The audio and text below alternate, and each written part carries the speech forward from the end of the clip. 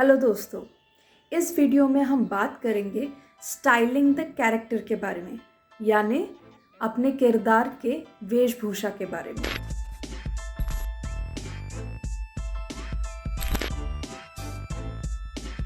एक एक्टर होने के नाते हम जब किसी भी कैरेक्टर के लिए ऑडिशन करते हैं या फिर ऑडिशन की तैयारी करते हैं तो हमें इस चीज़ पे भी ध्यान देना होता है कि उस कैरेक्टर का प्रेजेंटेशन कैसा होगा या वो कैरेक्टर दिखना कैसा चाहिए जब हम उसके लिए ऑडिशन करें फाइनली।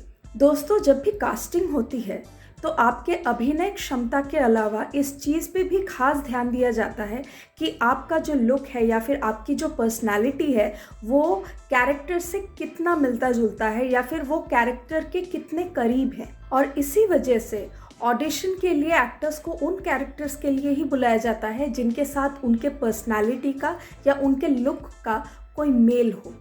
कास्टिंग असिस्टेंट जब आपको कैरेक्टर ब्रीफ देता है ऑडिशन के लिए तो उस वक्त वो कैरेक्टर ब्रीफ के साथ लुक का भी एक एक्सप्लेनेशन आपको दे देते हैं ताकि आपको ये समझ आए कि आपको दिखना कैसा है जब आप ऑडिशन टेक दे रहे होते हैं। कैरेक्टर का जो लुक है वो मेनली डिपेंड करता है कि कैरेक्टर का बैकग्राउंड क्या है, कैरेक्टर की उम्र क्या है, कैरेक्टर का जेंडर क्या है और कैरेक्टर की सिचुएशन क्या है उस वक्त। कैरेक्टर के नेचर, पर्सनैलिटी और स्टेट ऑफ माइंड का भी उसके वेशभूषा पे असर पड़ता है। अब इस चीज़ को मैं एक एग्जाम्पल के सहारे आपको समझाना चाहूँगी।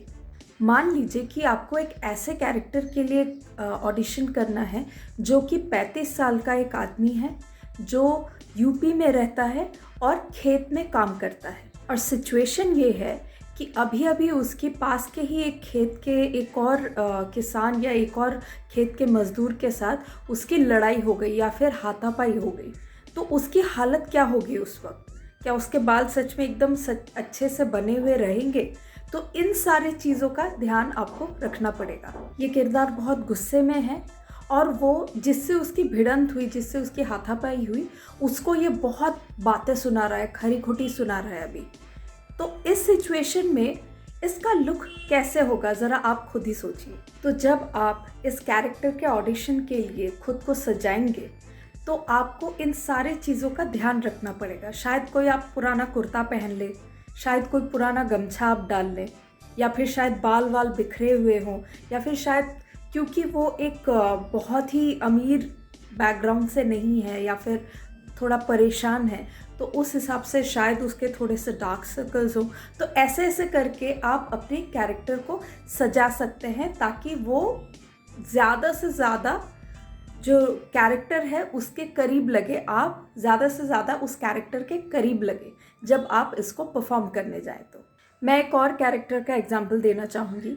मान लीजिए कोई 25 से 30 साल की कोई औरत है जो कि साउथ इंडिया से है, मान लीजिए तमिलनाडु से है, और वो एक स्कूल टीचर है। अब इस कैरेक्टर को आप कैसे सजाएंगे? तो मान लीजिए वो एक मिडिल क्लास से बिलोंग करती है, तो आपको ये देखना होगा कि एक फीमेल कैरेक्टर होने के नाते हेयर स्टाइल कैसा रख सकते हैं आप, साड़ी कैसे बांध सकते हैं आप, या फिर गहने अगर थोड़े बहुत गहने पहनेंगे तो कैसे गहने होंगे, चलने का स्टाइल क्या होगा आपका। खैर, ये सारी चीज़ें वेशभूषा में आ जाएंगी। दोस्तों, एक चीज़ हमेशा याद रखिएगा कि आपके पहनावे का असर आपके बॉडी लैंग्वेज पे ज़रूर पड़ता है। तो जब भी आप अपने कैरेक्टर को सजाएं तो अपने बॉडी लैंग्वेज का ध्यान भी रखिएगा, क्योंकि आपके पहनावे का असर आपके बॉडी लैंग्वेज पे पड़ेगा। तो जैसे ही आपका पहनावा बदलेगा, थोड़ा बहुत बदलाव आपके बॉडी लैंग्वेज पे भी आएगा। उम्मीद है आपको ये वीडियो पसंद आई होगी। इसी तरह के और इंटरेस्टिंग वीडियोस के लिए सब्सक्राइब करें लर्न फिल्म ऑनलाइन को।